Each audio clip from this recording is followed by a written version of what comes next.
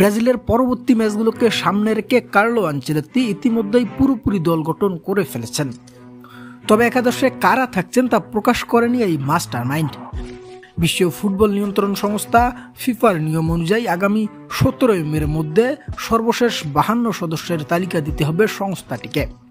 এর প্রেক্ষিতেই ইতালিয়ান এই কোচ ইতিমধ্যেই 52 সদস্যের তালিকা তৈরি করে ফেলেছেন, যা ফিফার কাছে জমা দেবেন আগামী 17 মে। তবে আনচেলত্তি যেমন মূল একাদশের প্রকাশ করেনি, তেমনি 26 মের আগে ফিফাও প্রকাশ করবে না ব্রাজিলের মূল একাদশে কারা থাকছেন আগামী 6 জুন ইকুয়েডর ও প্যারাগুয়ের বিপক্ষে। এর কারণ হিসেবে কার্লো আনচেলত্তি জানিয়েছেন, তিনি চাচ্ছেন না ব্রাজিলকে নিয়ে এখনই কোনো প্রস্তুতি তার প্রকাশ পাক বিশ্ব ফুটবল মঞ্চে।